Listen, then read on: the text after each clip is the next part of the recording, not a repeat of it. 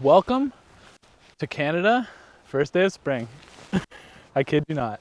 And I'm wearing a winter jacket because it is minus. This card is the worst. We're opening Facebook. Oh, there's Tai Tuivasa. What are they saying? 4-fight loss streak. Haven't seen a shoey in 2 years. That's funny. But you know what? Didn't deserve a shoey in 2 years. It is currently sub-zero and it's snowing on me. But we're out here in the nature and we're enjoying the fresh air. Let's open up FanDuel here and see what we can do. Okay guys, welcome to the card. This is going to be one of the worst cards since last week. And I'm just going to kind of go through them as I'm going to bet. Okay, first one, Parkin versus Mohammed Juiceman. So Mo Juiceman is a guy that is really bad at fighting. And the issue with Mo Juiceman is that he has no cardio. He's been juicing, so he's just all strength. He doesn't really have that good of any like redeemable qualities as a fighter. He's not like, well, he's kind of athletic. He's pretty jacked. He definitely does juice. His striking's not very good. He gets taken down and held down for like long periods of the fight, which I really don't like. Parkin didn't look terrible in his debut. I think he fought Jamal Pogues, and we just saw Jamal Pogues not be very good. So I don't think Parkin is an especially good pick here. I think Mo Juiceman is actually the pick as an underdog, and we're going to take him. Yeah, it's an awful fight. It's a low-level fight. Heavyweights, really tough to call. We'll go Mo Juiceman. Andre Lima and Erosa Silva. I have no idea who these guys are. I'll show you right now.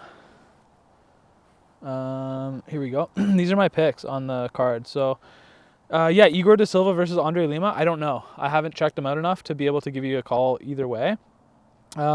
I'll come back on that one. We're not going to add them into the parlays for now.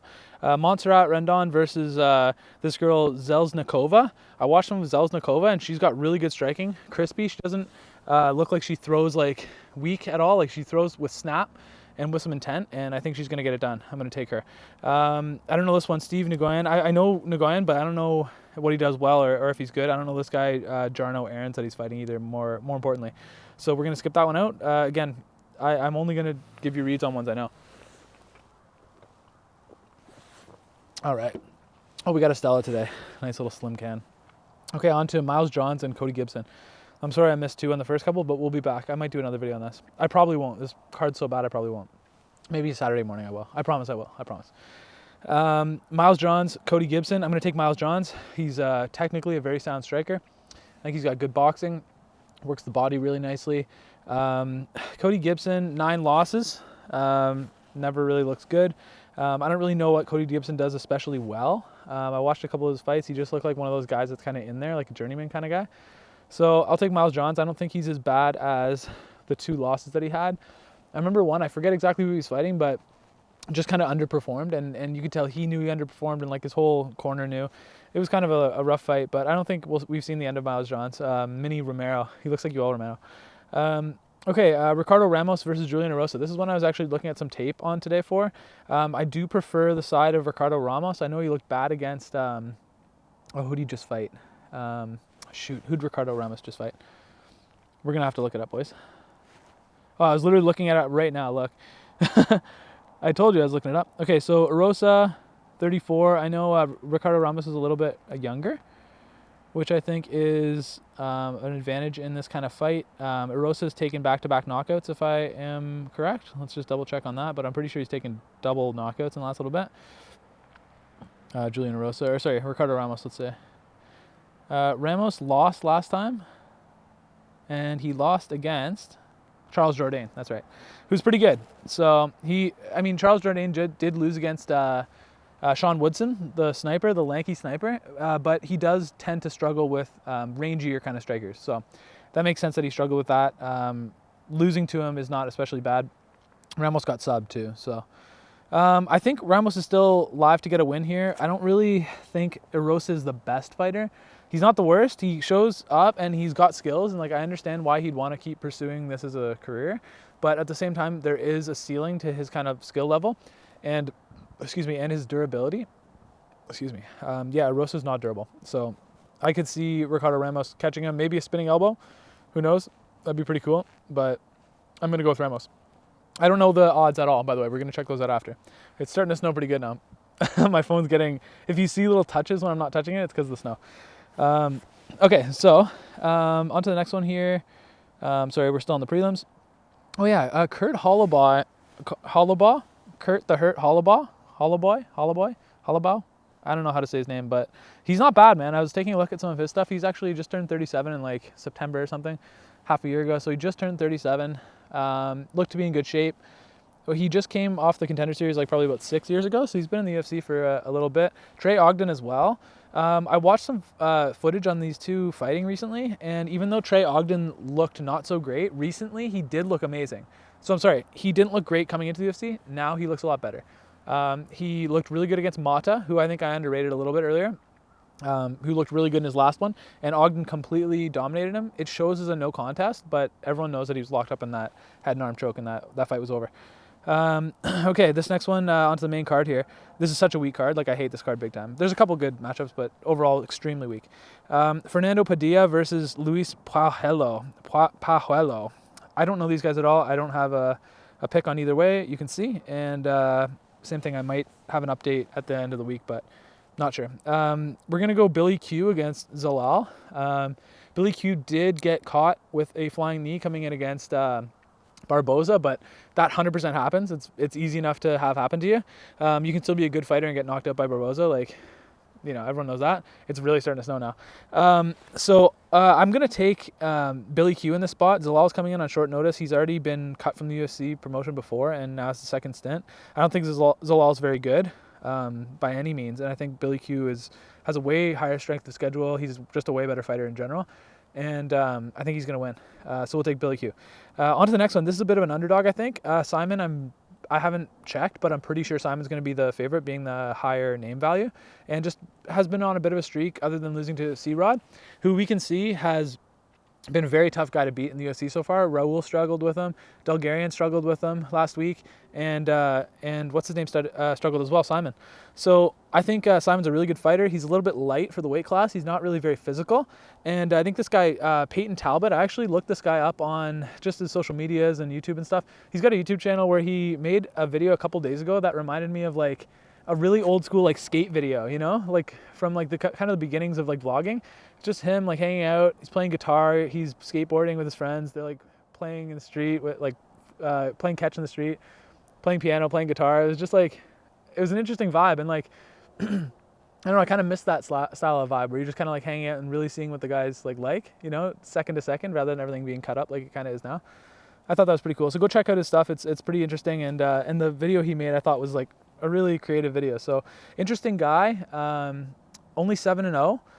I took a look at his footage. He looks like he's one of those guys that isn't necessarily the most physically imposing. You know, he doesn't look like Drew Dober in there, like he's going to knock you out.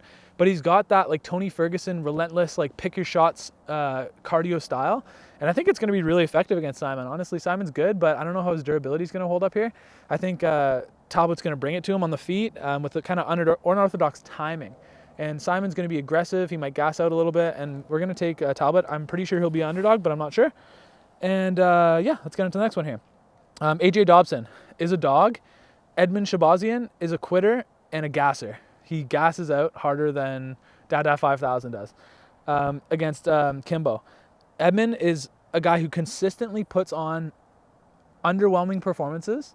He consistently gasses. He shows that through the first few fights in the UFC, he hasn't increased or progressed in terms of his cardio.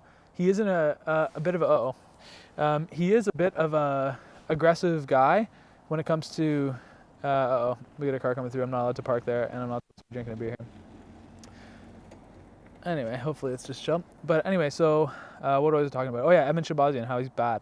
So Shabazyan's a guy who has had a number of fights in the UFC, and I know since the Derek Brunson fight where he gassed so hard and just got his ass kicked, that he definitely was not going to be a contender. And I thought he was destined to be a journeyman, and I think that's probably where he's going to sit for a long time. I think Edmund Shabazyan isn't a favorite in this fight. I saw a couple of people talking about it. That's the only reason I know. Like I said, I genuinely haven't looked. But Shabazyan should never be a major favorite. He should never be a major favorite. He's not good enough. All right, that person left. We're almost done anyway. So Shabazyan's probably going to gas, and I think AJ Dobson's going to take it to him in the second and third and get the win, probably unanimous decision, 29-28. 2 rounds to 1. Onto the co-main event here. I can't believe it. I've barely even cracked my beer and we're on the co-main event, but that's kind of good. It's cold and it's a shiesty night. Karl Williams versus Justin Tafa. This is one where I think I selected Justin Tafa, but Karl Williams is actually a beast. So we might actually have to take a second here. All right.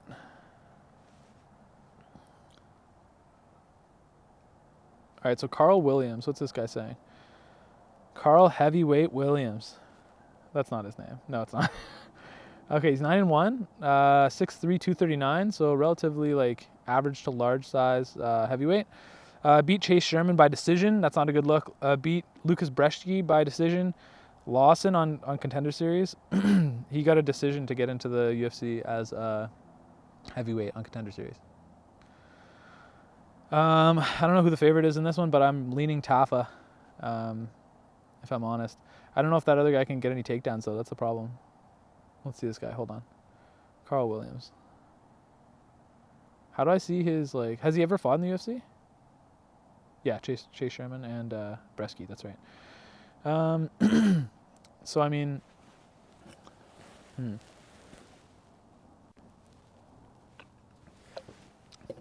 If this guy has wrestling, I might pick him over Tafa. But I don't know if he does have wrestling. I might have to go back and watch some tape on this dude. Looks like he's beating everyone by... Oh, he got one... Oh, no, lost by submission. I don't know, man. I'm probably going to have to go Justin Tafa. I just get the vibes on that one. You know what I mean? But I'll come back. I'm not sure on that one. Okay, Amanda Ribas versus Rose Namajunas. I got to take Rose. I mean, I think her head's out of it. But somebody told me that she broke up with Pat the Predator Barry, which would be huge. I don't know if that's true or not, but that might be super freeing on your mental state. If that's not true, I hope that will be true in the future. And I hope Rose gets out of there, grows some hair back, etc. And I think that Rose is a tough fighter to bet on because you have someone like her where she's like, kind of doesn't seem like a fighter, like mentally. Doesn't seem that tough. Doesn't seem that willing to like hurt people. But then at the same time, like she's a killer. Like she's got tons of power on the feet. She's very technical. She's got really good timing and puts her combinations together well. I think she's going to light Ribas up, who doesn't have a good chin. I think it's going to get exposed in this fight, and I think she gets knocked out, if I'm honest. Yeah, I mean, that's kind of all I'm going to say about this one right now. What I will do is I'm going to cut this one a bit short. We're going to head back, and I'm going to do some bets, and we'll screen record from there. All right, talk to you guys in a bit.